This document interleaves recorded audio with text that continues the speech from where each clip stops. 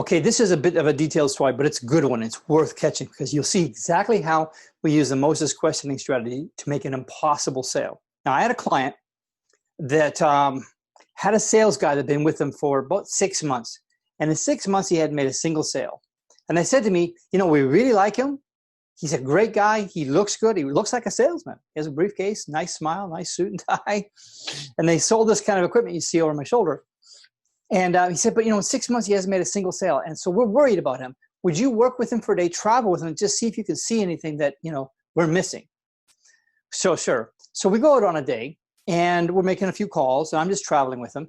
I don't remember, I think maybe our second call in the morning, something like that. Maybe 10, 10:30, 11, something. I said, okay, what are we doing here? And it was a big manufacturing plant that would use the kind of equipment that you see behind me.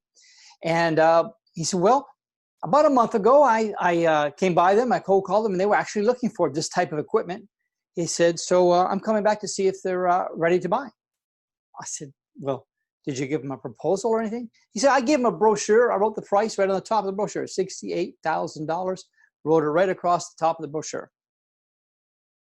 And has there been any follow-up since then? He said, well, that's what we're doing here today. I want to see if they're ready to buy. Now, the follow-up is a very important thing. And he had already done a horrible job of it because it had been actually 6 weeks, as it turned out, 6 or 7 weeks, since he found out they were interested and gave him a brochure. But besides the fact that he was doing that horribly, you should understand something. That is an outer court or level 1 concept, follow-up.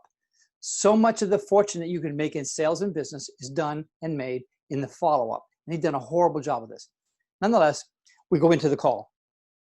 We walk into the lobby of this rather substantial manufacturing facility. And as it happened, the president was walking into the lobby from the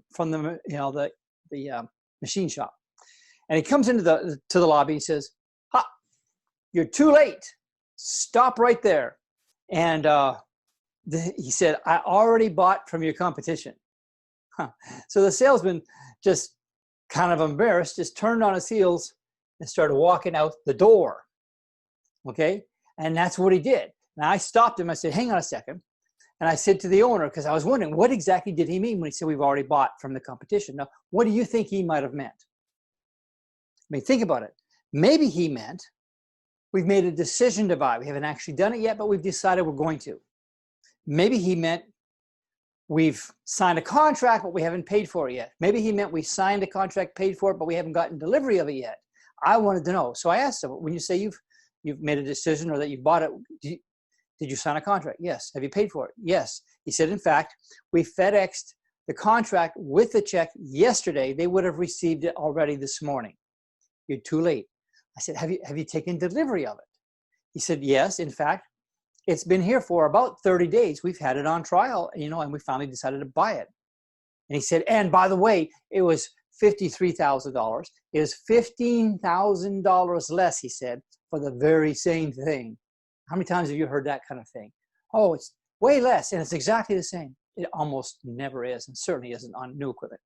So I said, $53,000, that must be some kind of machine. Can we have a look at it? Now, you have to understand something. I have no idea how these machines work. I don't even know how to turn them on. They drill holes in metal. They make parts for aircraft or make parts for machinery and who knows what. I certainly didn't know, but I knew what I was about to do. So I said, $53,000, I'll see some kind of machine. Can I have a look at it? Can I see it? And he's like, sure, come on back. I mean, he had some pride of ownership. He just paid $53,000. He wanted to show it off. And so we go onto the production floor, into the plant, and we're there, and the machine's in operation. And you should understand, it's like an assembly line. There are all around the plant. There are various machines that do different functions when it comes to making a part. So maybe one of them puts a hole in it, maybe one cuts off the edges, another one smooths it, or whatever. It's an assembly line. And so the machine's in production. And so I'm asking him, well, what do you do here? And well, we make precision parts. And I asked him about his kind of customers he has and so on.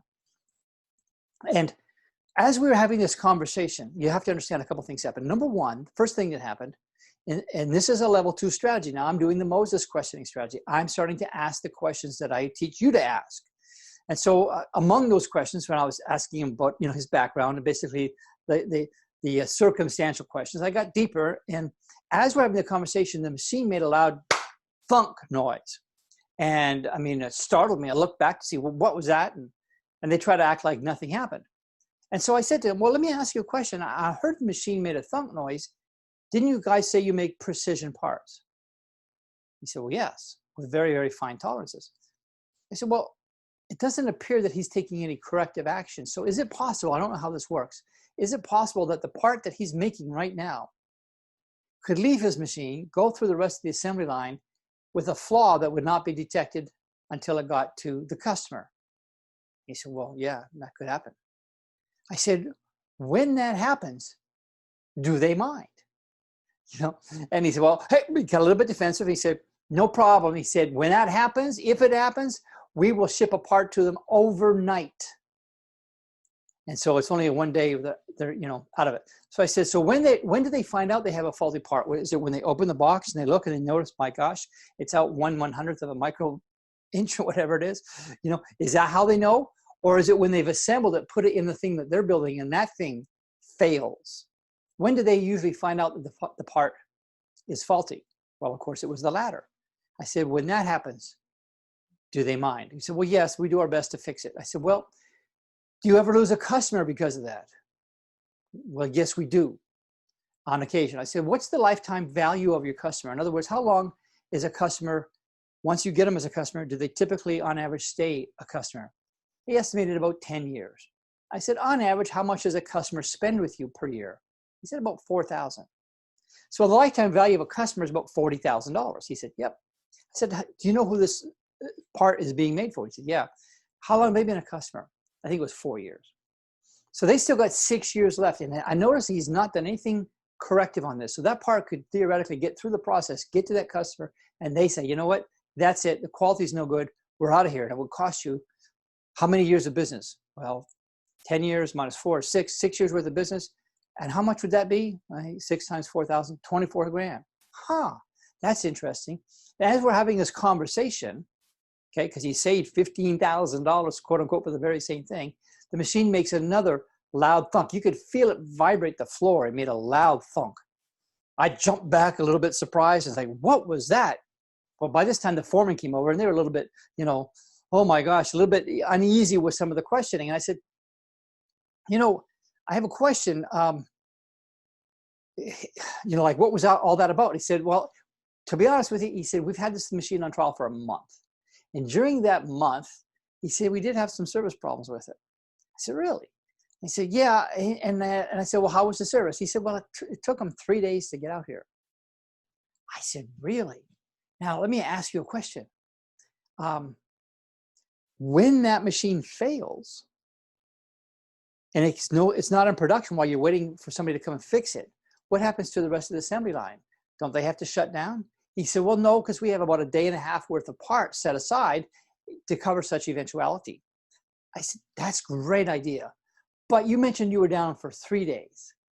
So after you've gone through your day and a half worth of built up inventory, then what do? Do all the guys just go back into the break room and play poker for the next day and a half until the machine's fixed? Or what do?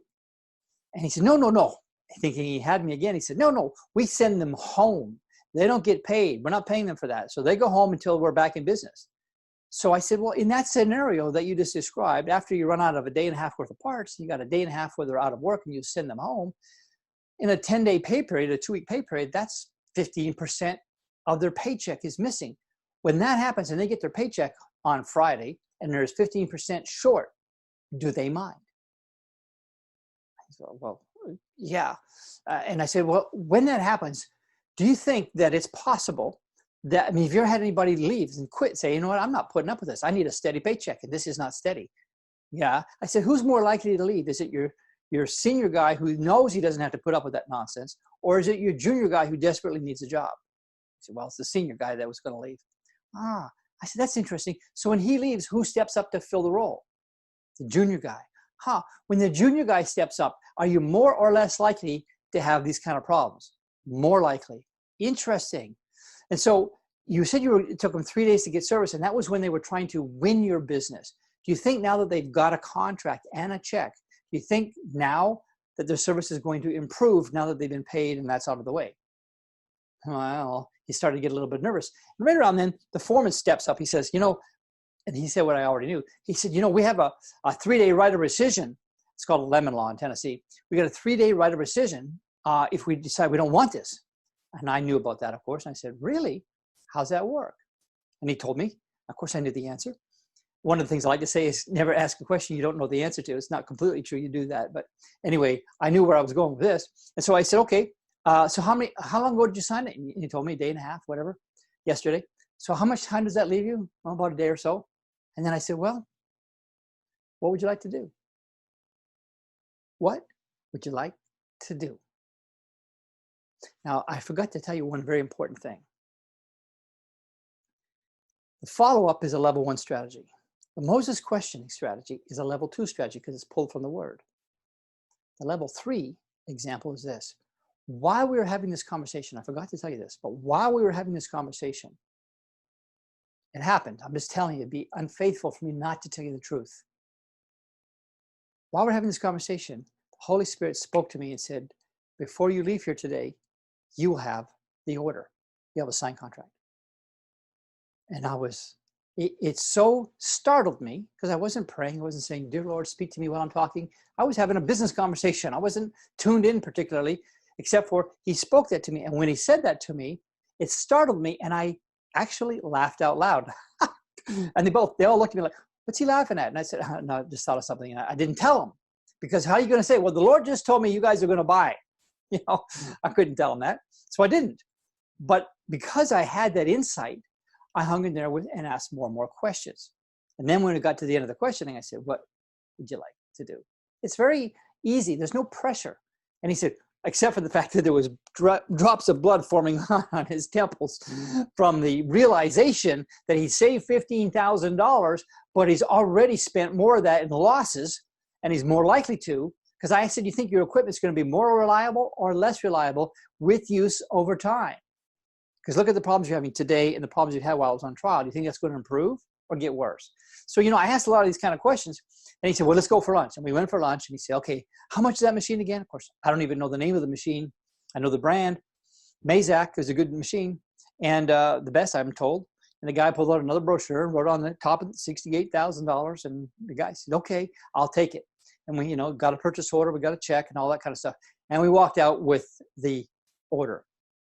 That is an example of how to pull. That's an impossible sale, right? If I ask any of you guys watching this right now, what do you think the chances are you walk into a place of business, the guy says, you're too late, I bought yesterday, they've got the contract, they got the check, we have delivery, we've had it here for a month, you're way too late. See it.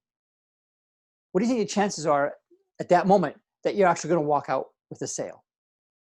Okay, that's exactly what happened. And my point is, with this Moses questioning strategy, I'm not saying you're going to be able to do what I just did over and over and over again. But I am saying that it is a powerful strategy that can open up things and opportunities that you might not otherwise have. So friends, this is one of those powerful lessons I really, really want you to get. So I hope you enjoyed the story. I got more like this as we go through and a ton more inside the training. So I got another video down below. Hope you enjoy it. See you there.